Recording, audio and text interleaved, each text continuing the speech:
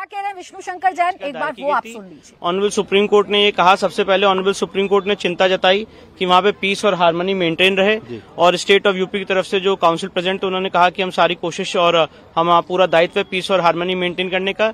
इसके बाद माननीय सुप्रीम कोर्ट ने जो मस्जिद कमेटी थी जिन्होंने SLP दायर की थी, उनको कहा कि आप इस ऑर्डर को हाई कोर्ट में चैलेंज कर सकते हैं और हाई कोर्ट में जाने का उनको एक लिबर्टी दी है। साथ ही साथ ऑनरेबल सुप्रीम कोर्ट ने यह भी कहा है कि 3 दिन के अंदर अगर आप हाईकोर्ट में याचिका दायर करते हैं तो मामला हाईकोर्ट के सामने लिस्ट किया जाए और हाईकोर्ट के फर्दर डायरेक्शंस तक के लिए वेट किया जाए, और तब तक के लिए ट्रायल कोर्ट की प्रोसीडिंग रुकी रहेगी जब तक हाईकोर्ट अपना निर्देश नहीं दे देता है।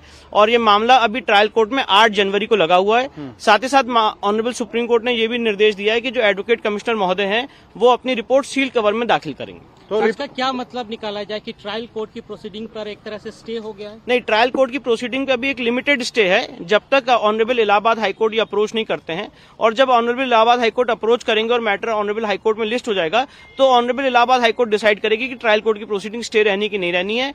पर साथ ही साथ जो एडवोकेट कमीशन है उसको रिपोर्ट दाखिल करने से नहीं रोका गया है, वो अपनी रिपोर्ट दाखिल करेंगे और सील कवर में दाखिल करने की बात कही गई है। In English if you can explain. Sir, इधर ये माना जाए कि जो मुस्लिम पक्ष जो याचिका में का हवाला देकर के उच्चतम न्यायालय आया था, तो जो फौरी राहत की मांग कर रहा था वो फौरी राहत मुस्लिम पक्ष को मिल गई है? देखिए, उन्होंने जो मांग की थी, उन्होंने तो इस ऑर्डर को पूरी सेटिसाइड करने की मांग की थी।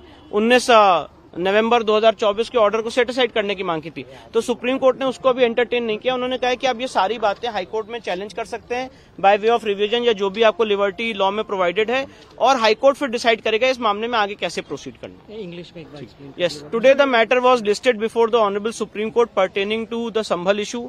The concerned mosque committee had approached the Honorable Supreme Court challenging the order of Civil Judge Senior Division directly in the Supreme Court by way of an SLP under Article 136. The Honorable Supreme Court, after hearing both the sides, has passed an order directing the Masjid Committee to approach the High Court and challenge the order of the Civil Judge Senior Division before the High Court. The Honorable Supreme Court has also directed the Advocate Commissioner to file his report in sealed cover. The Honorable Supreme Court has also expressed concerns with regard to peace and harmony to be maintained in the region. Vishnu, there was direct argument by the देखिए, विष्णु शंकर जैन हिंदू पक्ष के वकील वो ये कह रहे हैं कि जो मांग मुस्लिम पक्ष की तरफ से की गई थी उससे अभी सुप्रीम कोर्ट ने एंटरटेन नहीं किया है। हालांकि सुप्रीम कोर्ट की तरफ से ये जरूर साफ कर दिया गया है कि जब तक ये मामला हाईकोर्ट में नहीं पहुंचता है, हाईकोर्ट इस पर कोई फैसला नहीं देता है, तब तक ट्रायल कोर्ट इस मामले में कोई सुनवाई ना करे, कोई कार्रवाई ना करे। लेकिन कोर्ट कमिश्नर ने सर्वे में जो रिपोर्ट तैयार की है, सर्वे करके जो तथ्य मस्जिद के अंदर से जुटाए हैं, उसे पेश करने पर कोई रोक सुप्रीम कोर्ट की तरफ से नहीं लगाई गई है। लेकिन वो सब कुछ सील बंद लिफाफे में होगा, उसकी प्राइवेसी या उसकी सीक्रेसी को मेंटेन किया जाए, ये सुप्रीम कोर्ट की तरफ से कहा गया है। अब अतुल, सब कुछ मुस्लिम पक्ष जो कह रहा था, मुस्लिम पक्ष की कुछ बातों को सुप्रीम कोर्ट ने मान लिया है और ये भी साफ कर दिया है कि भाई ट्रायल कोर्ट अब इस मामले पर अभी कोई सुनवाई नहीं करेगा। हाई कोर्ट जाना होगा और इंतजार करना होगा कि हाई कोर्ट इस मामले पर क्या रुख अपनाता है, कब इस मामले पर सुनवाई शुरू हो जाती है। देखो प्राची, देखिए, सबसे बड़ी सुप्रीम कोर्ट की चिंता इस बात को लेकर थी कि संभल में जिस तरीके से पूरा विवाद हुआ, जिस तरीके से भीड़ निकली, उसको लेकर सुप्रीम कोर्ट और खासतौर से CJI संजीव खन्ना जो है वो काफी चिंतित लगे। यही कारण था कि उन्होंने कहा कि संभल के अंदर सौहार्द पूरे तरीके से बना रहे, किसी भी तरीके से लॉ एंड ऑर्डर की सिचुएशन पैदा ना हो, पीस कमेटी की मीटिंग कराए, बाकायदा पीस कमेटी बनाई जाए और उनकी मीटिंग के लिए जो पूरा प्रशासन है वो उसको अमली जामा पहनाए, यानी कि पीस कमेटी की मीटिंग जो है वो वहां पर शुरू करे।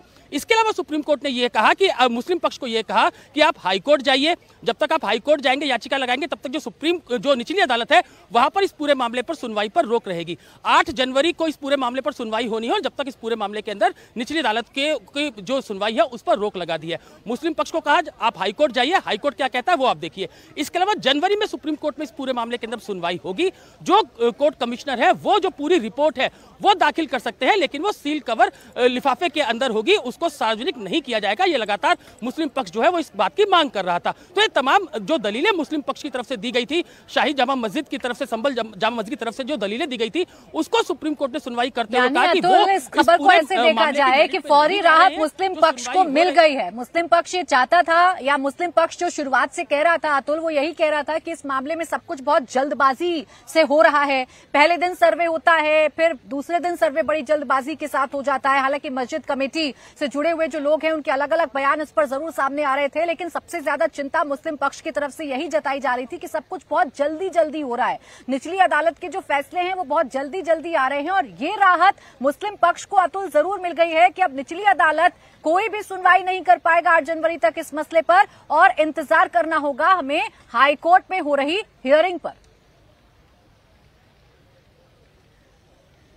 बिल्कुल प्राची, देखिए जब कल ये याचिका जो है वो सुप्रीम कोर्ट में डाली गई थी, उसके बाद ये तय किया गया था कि जो चीफ जस्टिस की अध्यक्षता वाली बेंच है वो इस पूरे मामले पर सुनवाई करेगी। और जैसा कि सुनवाई शुरू हुई, 35 नंबर ये कोर्ट के अंदर चीफ जस्टिस की बेंच में पूरा मामला था।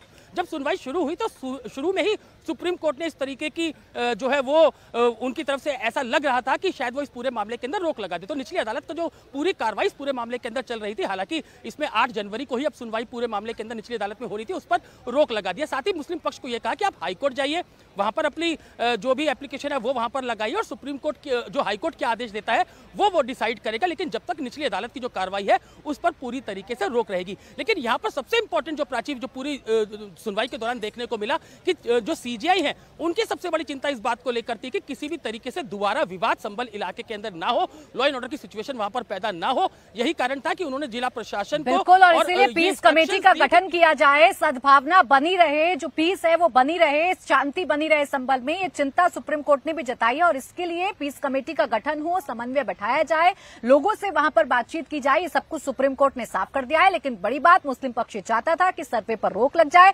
सुप्रीम कोर्ट ने कहा कि निचली अदालत जब तक हाईकोर्ट का कोई फैसला नहीं आ जाता है इस मामले पर सुनवाई नहीं कर सकती है, कार्रवाई नहीं कर सकती। अभी सर्वे पर रोक लगाने जैसी बात नहीं है, क्योंकि हाईकोर्ट मुस्लिम पक्ष को जाना होगा।